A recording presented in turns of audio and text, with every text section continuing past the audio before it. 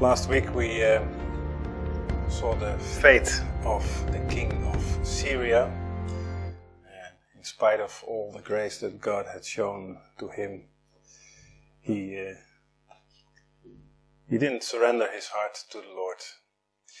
And we've seen the past chapters that God was working both with the king of Israel and with the king of Syria. So now we're going to look at what happens to the king of Israel. I noted also last week how much this actually relates to the current events in the world. Often history repeats, and it should be a lesson to us, but oftentimes it's not. And we do the same things, and we see also the same results. So it's in that sense absolutely prophetic what we read here. So we turn to 2 Kings chapter 8. And actually today's story covers quite a lot of scripture, but we're not going to read all these chapters. But I think it's good for yourself to afterwards read these chapters, or if you watch on YouTube, you can pause the video and read it first. 2 Kings chapter 8 from verse 16, and then chapters 9 and 10 as well. Anyway, we read now chapter 8 verse 16 through 19. And in the 5th year of Joram, the son of Ahab, king of Israel, Jehoshaphat being then king of Judah, Jihoram, the son of Jehoshaphat, king of Judah, began to reign. 32 years old was he when he began to reign, and he reigned 8 years in Jerusalem. And he walked in the way of the kings of Israel, as did the house of Ahab, for the daughter of Ahab was his wife, and he did evil in the sight of the Lord. Yet the Lord would not destroy Judah for David his servant's sake, as he promised him to give him always a light, and to his children. So these are verses, you read them, and then you think, what did I just read? So we have to look at it a bit more careful. As with the king of Syria, the grace of God is running out also for Jihoram, the king of Israel. He doesn't see God, and what we will see in today's scriptures, these chapters that I just mentioned, we see that Elisha is not speaking there at all. And so we are basically following the life of Elisha, and we see that he actually doesn't play a role here, at least not actively. And that is telling. It shows that God has stopped speaking. Elisha is a prophet, a Nabi. He is a spokesperson of God. And when he stops to say God's words, it means God has stopped speaking. We see that God's grace comes to an end. The hedge of protection that God had all this time around the king of Israel is being removed. And the first thing we have to note here is the name. I've said it many times the past weeks. Notice the names. When we first were introduced to the king of Israel, his name was given, Jihoram. And then after that he was most of the times just addressed as the king of Israel, because he's actually not worthy of his name. His name means the Lord raises up. And he was, with all his conduct, certainly not raising up the Lord. So he was not named by name. It also shows that there was no greatness in his kingship. Great kings that have done have had great achievements in history, their names are remembered. Their names are even exalted, like Alexander the Great. He's called the Great because he did great things. Well, at least to the measure of the world. So you remember these names, but with Jehoram it was the opposite. His name was not mentioned. We saw the same with the king of Syria. But now he's mentioned by name again. So you would think, well, that's a good sign, but we have to cease to notice something, because it says in verse 16, in the 5th year of Joram. the son of Ahab, the king of Israel. We have two clues here that we're speaking about the same person. He's the son of Ahab and he's the king of Israel. But why do we need these clues? Because the name has changed. He's not called Jehoram, he's called Joram. And it's confusing also, and probably that's why it says the son of Ahab and the king of Israel, so that we know that it's him. But why is his name shortened from Jehoram to Joram? And at first I did not get this, but as per usual, I look it up, of course, in Hebrew. What is the difference between these two names? And then you see that it's one letter missing in Hebrew, and that's the letter He. And the He is also the number 5, and it's the number of grace. And we explained this many times. 5 stands for grace. And grace is being removed. God has been graceful with him all this time, but now no more. Grace is running out, and so this is removed. And so I made for today this little information sheet. So for those that watch on YouTube, I put the download link for it in the description, and I would suggest that you print it and put it next to you when you go through these scriptures, because some things are quite confusing with all these names and the son of this and the father of that, and you don't know in the end who is who. So this might be helpful. But I put also there at the top this table where we see God doing the same but the other way around with Abram and Sarah. And of course we looked at this when we went through the genealogy of Jesus. Abram was called Abram, meaning the exalted father, Abba and Ram. But God changed it in Abraham by adding this He, the 5th letter. This was grace of God that he did this. But it changed also the meaning into father of multitudes. That was the promise in the covenant that God made with Abraham. And at the same time, he changed the name of Sarai, meaning princess, into Sarah, again by adding the He, the 5th letter. And so that means mother of nations. So we see that Abraham and Sarah were the father of multitudes and the mother of nations. This was actually God putting the promise of his covenant in their names. And of course there are many other examples where God changes the name after he changes the purpose of the person's life. Or puts the stamp of this person's destiny on his or her life. So the He is grace that he adds to the lives of Abram and Sarah, and he removes it from Jehoram. It does, by the way, not change the meaning of the name of Jehoram. It still means the Lord raises up. Only it's not because of Jehoram's behavior. Later, I think we won't really get into that, but 2 chapters further, we will see the same with Jehoash. Jehoash becomes Joash. It's the exact same thing. The letter He is removed. So really paying attention to these names, and especially what they mean, and how there is this wordplay, you can say, in Hebrew. It's very interesting. Nothing is by chance. So that's the first thing we notice here. That's where we are at now. I titled also today's message same like last week's, The King's Fate Sealed.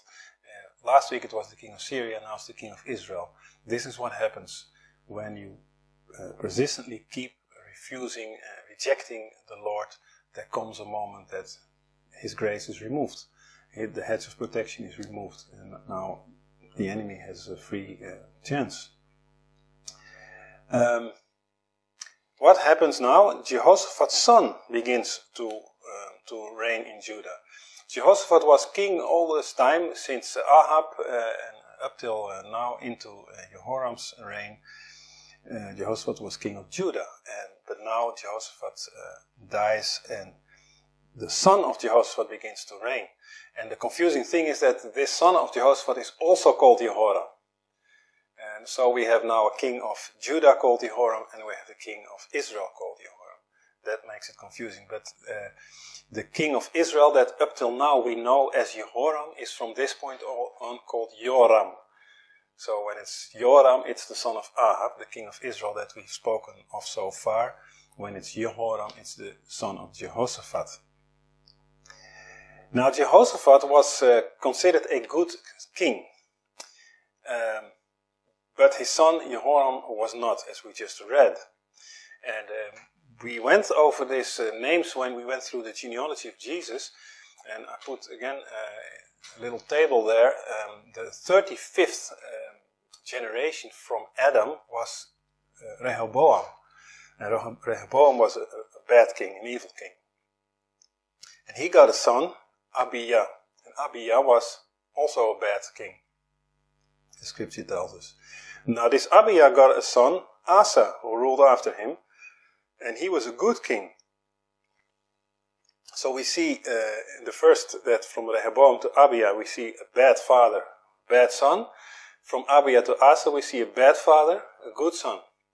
And Asa begot Jehoshaphat, who was also a good king. So we see a good father, good son. And Jehoshaphat now begets Jihoram, and Jihoram begins to rule. And he's a bad king. So we see good father, bad son. So we have all possible combinations in these 4 consecutive generations. And it's a very interesting observation, and it shows also what I read a while ago from Isaiah, that the son cannot say, it's too bad that I am like this, but this is because of my father. We see that piety, if you want to call that piety or impiety, is not hereditary, not necessarily. Of course, the son always has what I would call a genetic burden or a genetic blessing from the parents. But at the same time, he or she, the same applies to the daughter, of course, is always responsible for his own choices. And he cannot just say, well, it's because my upbringing is because of my parents and nothing I can do about it. Yes, you can do everything about it. So it's interesting to see here that we have 4 consecutive generations and we see all 4 possibilities. Now, why was Jehoram a bad king? Not because he had a bad example, because he had a good example from his father, but because he made an evil marriage. And we just read he married the daughter of Ahab, called Athaliah.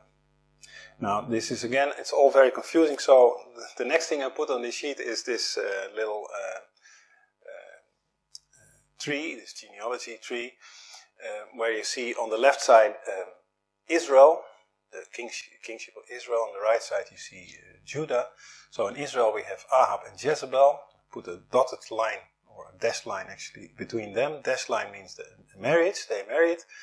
Ahab and Jezebel. And on Judah we have Jehoshaphat. Now Ahab and Jezebel, they had many children, by the way, or Ahab had at least many children. They were not all with Jezebel, but we have mentioned here 3, because they are of importance here. Ahaziah, Jehoram, and Athaliah. So Ahaziah, he ruled after Ahab. That's the arrow that goes down, is the succession of the kingship. So Ahaziah ruled after Ahab, but he ruled only 2 years. It was a very short thing, and then Jehoram took over. So Ahaziah and Jehoram were obviously brothers. I put a little asterisk with this Jehoram. That's the one we spoke about the past weeks, and we're speaking about now as well. The son of Ahab, the king of Israel, Jehoram. And so Jehoram had a sister, Athaliah. And now we have Jehoshaphat's son, also called Jehoram, and he marries this Athaliah. So now we have 2 kings, one of Israel, one of Judah, both called Jehoram, and they are brothers-in-law. That's how the families are linked. And so, in the timeline underneath you see, by the way, who ruled parallel to who. So you see Jehoshaphat ruled all throughout Ahab, Ahaziah, into Jehoram's kingship. And then Jehoshaphat's son Jehoram took over. And as we will see later in a minute, Jehoram then has also a son called also Ahaziah, like the father of the other Jehoram, and he will also rule very short, only 1 year. But we get to that in a minute. So that's why I said it's good to print this out and have it next to you, because if you read these things, it's quite confusing, and it gets more confusing, and you have to actually also switch between 2 Kings and 2 Chronicles to get the full picture of what's happening. But anyway, let's not go into too much details here. Jehoram, the son of Jehoshaphat, married Athaliah, and that was a very bad thing, and Jehoshaphat should never have allowed this to happen. This is the big error of Jehoshaphat.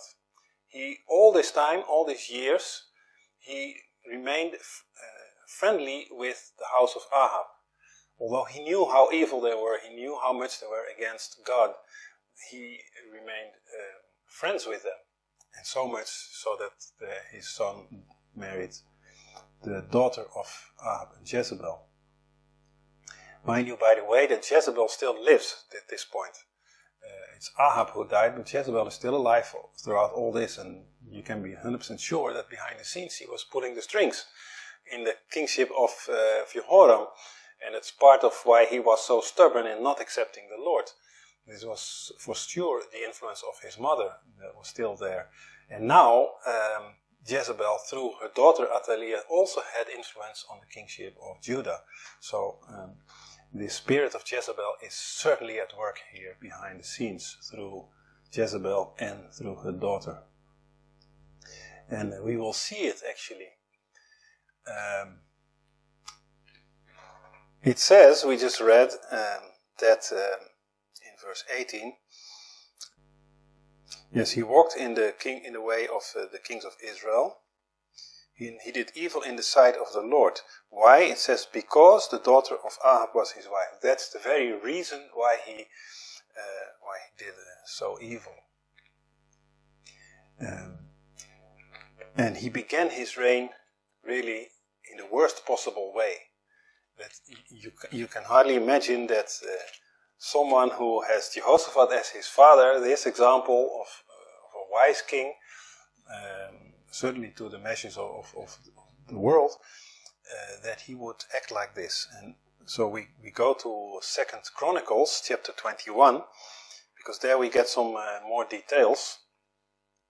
That's why I say you have to actually switch between those two, 2 Kings and 2 Chronicles, to get the full picture. But we see in 2 Chronicles chapter 21, verse 1, it says, Jehoshaphat slept with his fathers and was buried with his fathers in the city of David. And Jehoram, his son, reigned in his stead. So that's what we knew already. And he, that's Jehoshaphat, had brethren, the sons of Jehoshaphat, Azariah, Jehiel, Zechariah, Azariah, and Michael, and Shephatiah. All these were sons of Jehoshaphat, king of Israel. So there are 6 other sons, in total 7 sons that he had. And it says then, and their father gave them great gifts of silver and of gold and of precious things, and with fenced cities in Judah. But the kingdom he gave to Jehoram, because he was the firstborn. From the 7 sons, Jehoram was the oldest. He got the kingship. But the others, they got cities. They became, you can say, governors or mayors, or whatever term you want to use. They also had high positions in the kingdom. And then, now it comes. Verse 4. Now when Jehoram was risen up to the kingdom of his father, he strengthened himself, and slew all his brethren with the sword, and divers also of the princes of Israel. He killed his own 6 brothers, and all other high-ranked people, the princes it says, he killed everyone who could possibly try to overthrow him and take the throne. And this was, of course, the idea. And this is what I said, this is the spirit of Jezebel.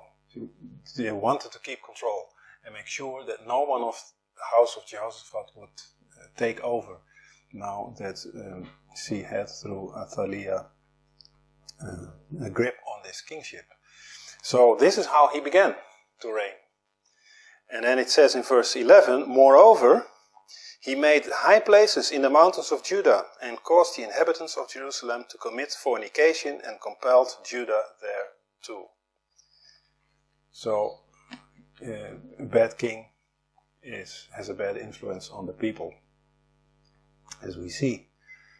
It is clearly the spirit of Jezebel, and that comes out very clear here in this verse I just read, where it speaks that he caused the people to commit fornication and idolatry, of course, but these go together by making these high places. And this is exactly what we read in Revelation 2 about the church of Thyatira.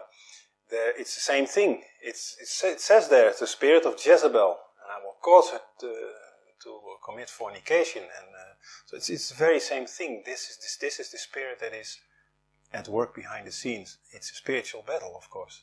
It is here the principalities trying to get hold of God's inheritance, God's country, and God's people.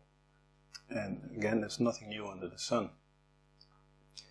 So it says then, if we go back to 2 Kings 8, in verse 19, it says, "Yet the Lord would not destroy Judah for David's his servant's sake, as he promised him to give him always a light." So because of the promise God made to David, he did not destroy Judah. Otherwise he would have done that. So evil they were. But although they were spared, they were still punished. Because when you continue to read, you see now there are revolts, there are invasions. Edom and other surrounding groups, they begin to invade the land. So there is no peace and there is death and destruction. And actually from that point on, Edom separates itself from Judah and becomes its own kingship. This is happening here. This is part of the judgment that comes upon them. When men's hearts are bent on wickedness, things just can't go well. And this is also a lesson we have to learn and have to recognize in today's world. We have many quote-unquote kings, leaders, that are bent on wickedness. They may seem right, they may do some good things, but they are actually bent on wickedness. They allow wickedness to go on in their nation. They allow fornication and idolatry. And maybe when we use these terms it's not so clear, but of course we can recognize there's all kinds of perversions that are allowed. There is abortions and other things that certainly are not in God's will. And so when kings, when rulers allow this or even legalize it, things cannot go well. And so this Jehoram, we're speaking here about the son of Jehoshaphat still, not the other one, not the king of Israel, the king of Judah. This Jehoram's end was miserable. Judah was not destroyed, but he was destroyed. Again in 2 Chronicles, in the same chapter, chapter 21, in verse 18, we can read about this. It says there, "And after all this, the Lord smote him," that's Jehoram, "in his bowels with an incurable disease. And it came to pass that in the process of time, after the end of 2 years, so 2 years he was suffering in his bowels with must have been a horrible disease. 2 years of suffering after that, his bowels fell out, it says. Can you imagine? By reason of his sickness. And so he died of sore diseases.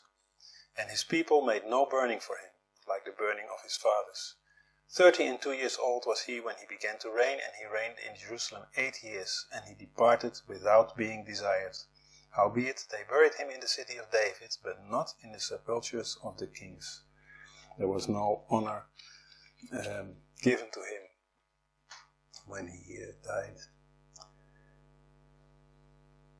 So, Jehoram came, Jehoram went, and what now? He had, in the meantime, a son, his youngest son, Ahaziah, and he began to reign after him. That's what we read, what I put in the diagram. This was a reign that only lasted 1 year, and it was also evil, an evil reign. In 2 Kings 8, in verse 25, it says, in the 12th year of Joram the son of Ahab, king of Israel, did Ahaziah the son of Jehoram, king of Judah, begin to reign. 22 years old was Ahaziah when he began to reign, and he reigned 1 year in Jerusalem. And his mother's name was Athaliah, the daughter of Omri, king of Israel. This last is a bit confusing, but we know it's Athaliah, the daughter of Ahab.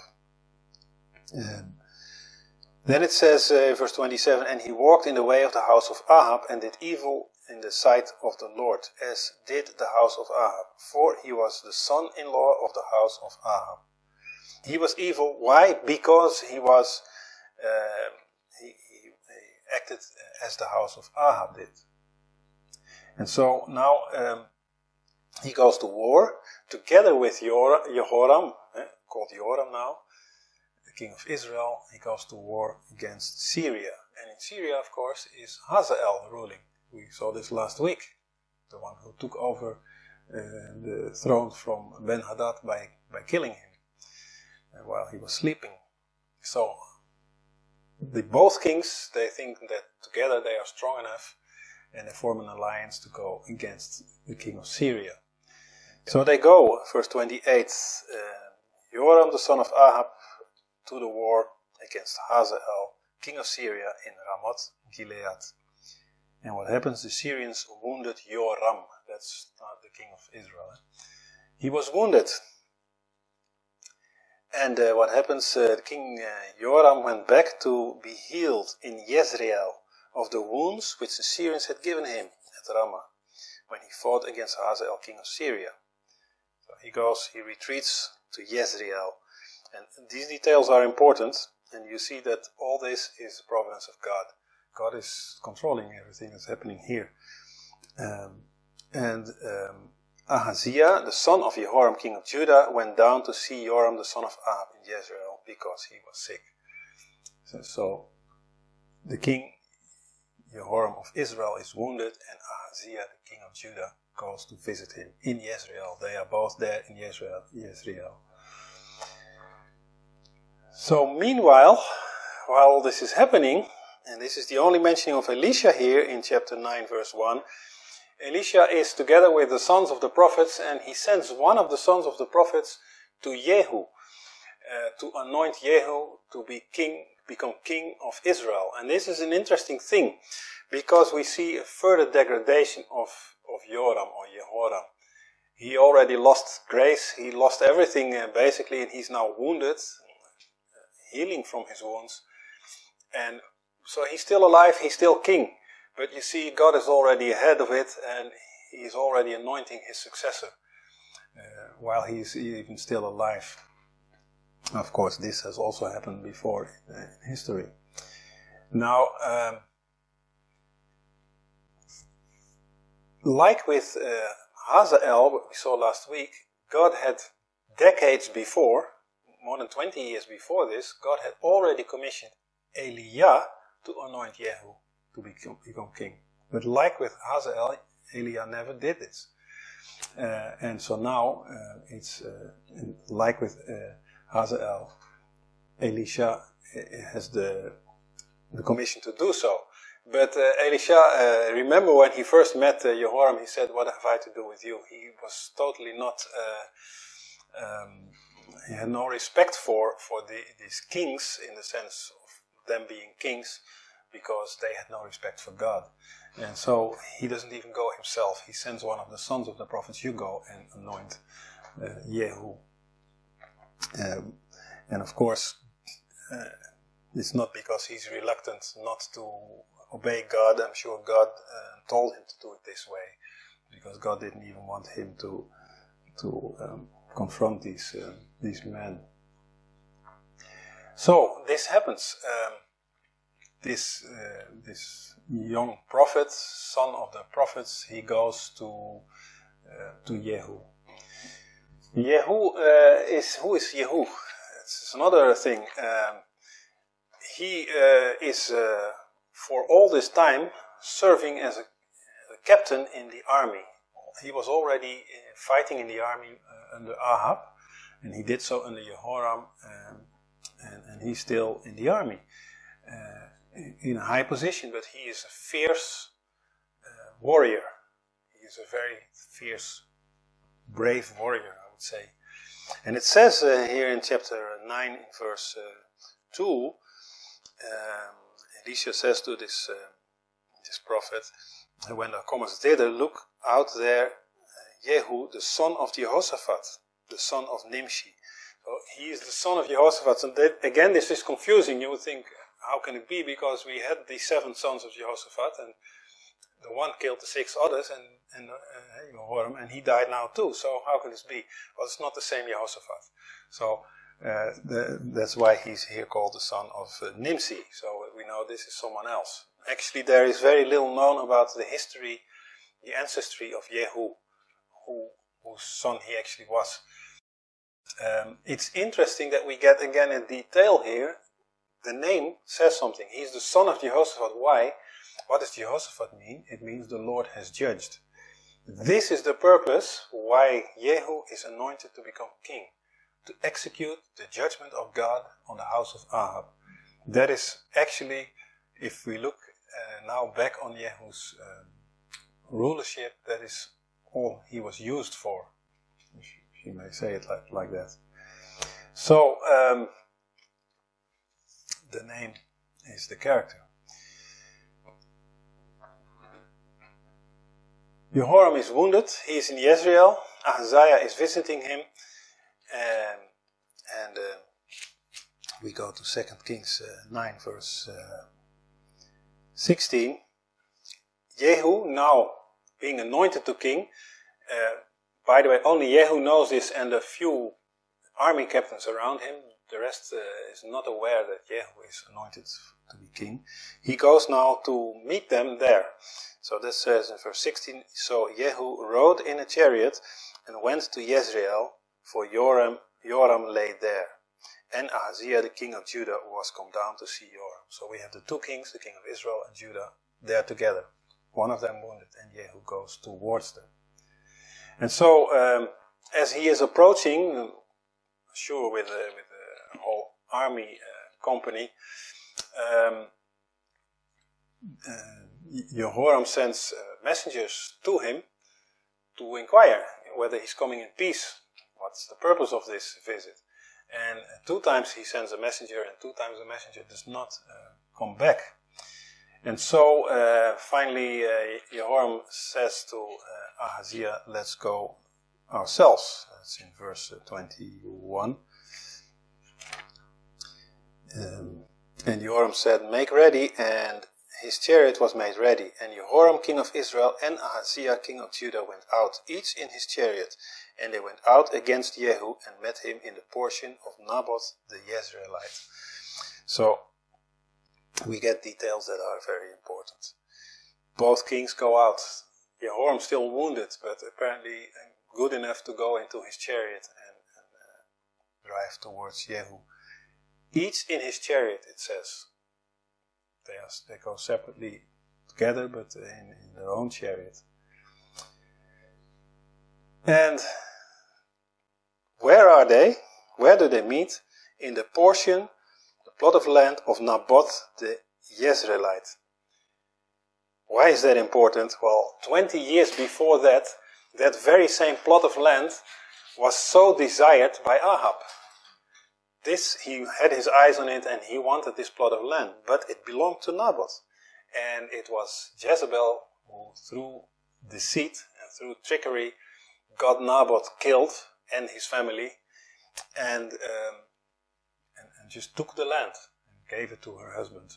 And so now we see God had said actually to in the time of Ahab, I will bring the punishment upon the son, because Ahab had a spirit of repentance, and because of that God said back then to Elisha, for this I will not punish him, but I will bring the judgment upon his sons. And here we are, 20 years later, in this very same spot.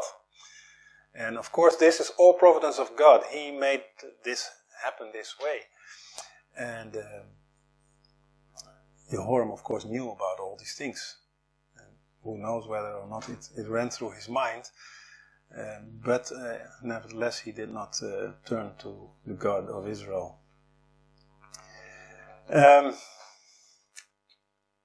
Here in this spot Jehoram is killed. Now the judgment comes upon him. As we see, Jehoram became Joram. The grace of God is removed from him. He persisted in his wickedness.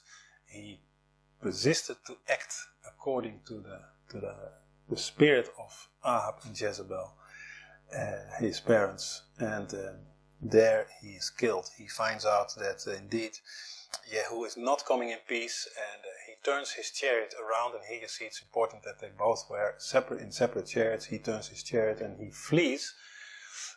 And while he flees, Jehu shoots an arrow. I think we can read this it's in verse 24. He drew a bow, and with full strength, it says, and he shoots Jehoram in the back. It says between the shoulders, between his arms, and the arrow comes out in the front, goes through his heart, and he sinks down in his chariot, and he dies there. And at that very moment that happens, Jehu remembers something from 20 years before, and he says it to his fellow soldier, or captain, Bidkar. Jehu said to Bidkar, his captain, "Take up and cast him in a portion of the field of Naboth, the Jezreelite. For remember how that when I and thou rode together after Ahab his father, the Lord laid this burden upon him." So you see that this Jehu and Bidkar, by the way, his captain next to him, they were both serving under Ahab 20 years before. They remember all this. And he says, this is exactly, we are fulfilling prophecy. That's basically what he realizes. And then verse 26, "Surely I have seen yesterday the blood of Naboth and the blood of his sons, said the Lord, and I will requite thee in this plat, said the Lord. Now therefore take and cast him into the plot of ground according to the word of the Lord." And so the circle is round, and you see that the circle is made full, I think I should say. You see here at work what we see many times in Scripture and in history, the divine law of retribution. It all comes back, and it fulfills itself. This is something God knew. He knew the end from the beginning, but in spite of that, there were 20 years had passed, and God had poured out so much grace upon Jehoram. He has had thousands of chances to get out of this fate, this destiny that was upon him, but he didn't. And that's something that as people we should learn from history, whether it is in our own life or maybe in our own family or in our own community. You see these things happen all the time in history. Things when people do not break this chain of evil, when they do not, I would almost say, break the curse. It's not like magic or something, of course, but evil has a grip, and when you allow it to continue, it will go on until there's only death and destruction. And the same applies to nations. So I find it in many ways interesting and also ironic that we had an event a few weeks ago called the Return, because you can read it positive, and of course it's conveyed in a positive way, but it can also be very negative, as you see here. This is also a return to the same place, a return to the destiny, and which began with bloodshed and it ends with bloodshed. It began without God and it ends without God, and that's very tragic. Now we have the other king, Ahaziah, and he sees this, and he is in his own chariot, and so he goes off and he flees. But Jehu goes after him, and he kills him at Megiddo. Also interesting place, of course. But anyway, that's in verse 27. When Ahaziah the king of Judah saw this, he fled by the way of the garden house, and Jehu followed after him and said, "Smite him also in the chariot."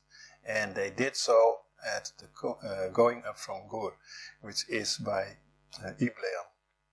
So there he is shot, but he goes on another about 50 miles, if you look on the map, to Megiddo, and there he died.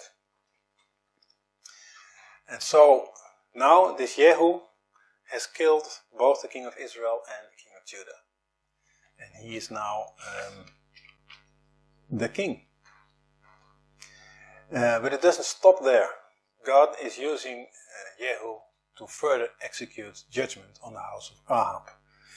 God had been merciful so far, but time is up. First thing that Jehu does now is he goes to Jezebel. Jezebel, who is still alive, and she, of course, now realizes she's losing control of everything. After all these years, she thought she could get away with all her crimes and wickedness. Now he goes after her, and we're not going to read all this, but she comes also to a tragic and very horrible death, exactly as prophesied.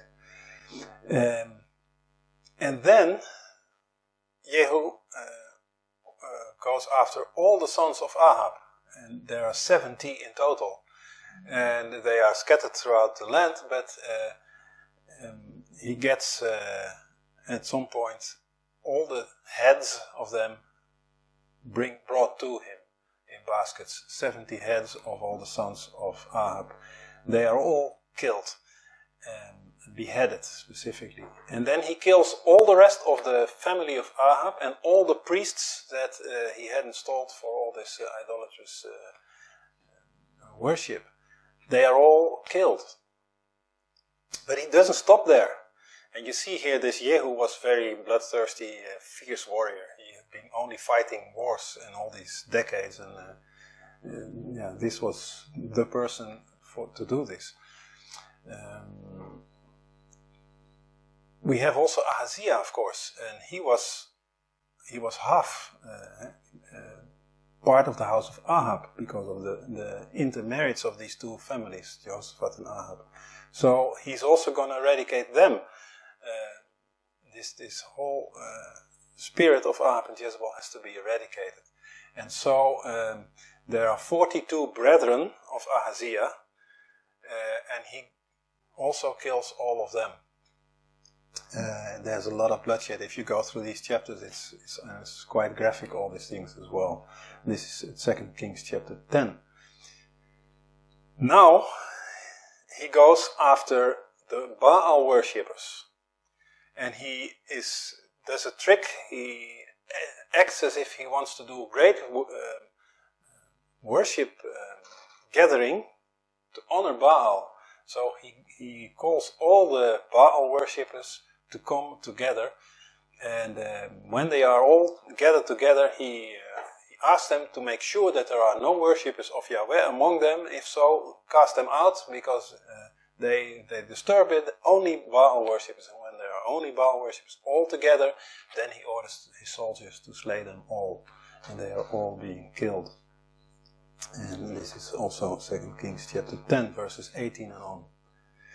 And so this is how, in the end, judgment comes upon the house of Ahab and the Baal worshippers, the idolaters that followed after this spirit. It's graphic, it's lots of bloodshed, it's death. But this is what follows when one persists in rejecting God. It ends in death. It ends very bad. Now Jehu, although he was fulfilling God's judgment, he is another character on his own. It says in 2 Kings 10, in verse 16, he says himself, Jehu, he says, "Come with me and see my zeal for the Lord." So he is doing all this with zeal for the Lord. That's what he says.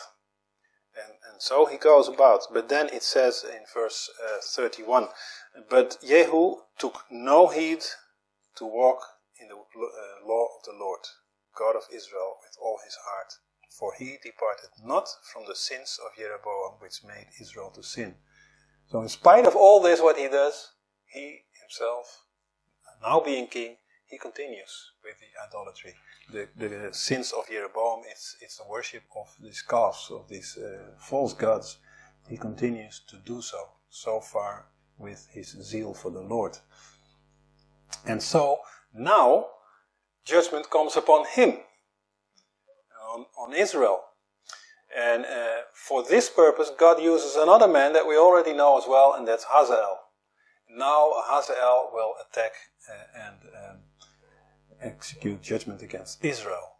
So that's following then in the next verses. So there's a lot of war, there's a lot of bloodshed, and of course if you take this out of context, you think, what kind of God is this to have all this happen? Well, this is the God who for decades upon decades was merciful with all these people that were doing the most wicked things that you can imagine.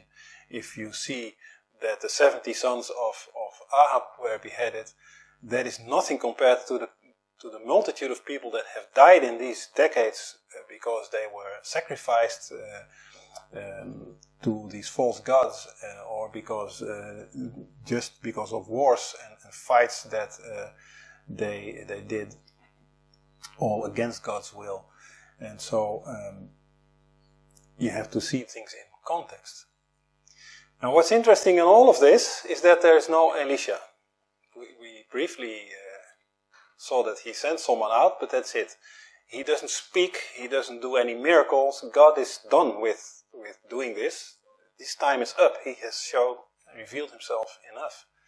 And in this it foreshadows the end times, where we see the same. God is tarrying, he's waiting. He's showing lots of grace and allowing the most wicked things to happen in the world. And but there is a time when he will stop speaking and when judgment is executed. And we know this, of course, from prophecies. There comes a time when we will see, just like we saw today in this story, we will see kings fall. Through diseases, through assassinations, through wars, we will see kings fall and we will see others rise up. And they will be used by God to execute his judgment. Does it mean they are good kings? No. Just like Jehu. It doesn't mean that. But God allows them to do what needs to be done. Even the king of Syria, Hazael, he was certainly not a good thing, but he's also used by God to execute judgment. This is what we see. Jehu was used to execute judgment against Ahab and against the Baal worshippers, and Hazael was used as judgment against Israel and against Judah. We live in this time today where we see the judgment approaching. The writing is on the wall. It's very clear if you see the movements in the geopolitical world, among world leaders. If you see things happening, you scratch a little bit, you see it's very near that these things will repeat itself. Kings will fall, new kings will rise up, and a new world order will take shape. Man, at the same time, continues to sin. It's like in those days, the Baal worshippers, they were just continuing to bring their sacrifices, to sacrifice their children and whatnot. To revel in fornication and idolatry. And this is exactly what we see today in the world. Man continues to do this. He thinks also he can get away with it. Look at Jezebel. All these decades, she got away with it. And she had a good life, actually. She was rich, and she had behind the scenes big influence on the kingship of Israel and later also Judah. She thought, I'm doing well. But you see her end. Her end was far from well.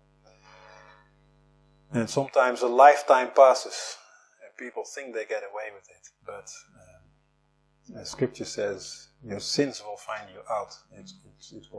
The end will not be well. God is just, and justice must be executed. And he tarries, and the fact that he tarries does not mean that we are good to go. that is the error that many people make. Even in little, seemingly innocent things that people decide to do and that go well, they think, well, see, it goes well, I'm blessed. And they confuse God's tarrying with God's blessing. And that's a whole different thing. And so, if we briefly go to 2 Peter chapter 3, verse 9, and we've read this many times, and it concerns the end time, it concerns today, 2020, the time we live in, but it's linked to what we just read in the Old Testament, because history repeats. The Lord is not slack concerning his promise, as some men count slackness, but is long-suffering to usward, not willing that any should perish, but that all should come to repentance. Look what happened with Jehu when the moment he killed Jihoram, it came to his mind that actually this is what God had promised. He was actually fulfilling, or instrument in fulfilling God's prophecy. This will happen the same when things really get really bad. Many will say, oh yes, this is what God spoke about. But what will they do with this information? It did not turn Jehu's heart to the Lord. He remained wicked. He continued in the sins of Jehoram, as it says. He is long-suffering God to usward. It's for our sake, not for his sake. It's for our sake that he is long-suffering. And then it says in verse 10, but the day of the Lord will come as a thief in the night, in which the heavens shall pass away with great noise, and the elements shall melt with fervent heat. The earth also and the works that are therein shall be burnt up. We spoke about this in the message about Revelation, how this plays in chronologically in time, but this is the end of it, of all this wickedness. Seeing then that all these things shall be dissolved, what manner of persons ought you to be in all holy conversation and godliness? That's the question. What manner of person ought ye to be? And to answer this, of course, we look to Jesus. But in the context of what we read in 2 Kings, look at Elisha. He was no part of any of this at all. His response was, what have I to do with this? And of course, meaning to say, I have nothing to do with this. And we see all the time he stays out of it. He's not emotionally involved. He's not personally involved. He is only giving a godly example and speaking the things that God tells him to speak. What manner of person ought he to be in all holy conversation and godliness? God tarries only that man might repent. But one thing is sure, it says here in 2 Peter and in many other scriptures, judgment will surely come.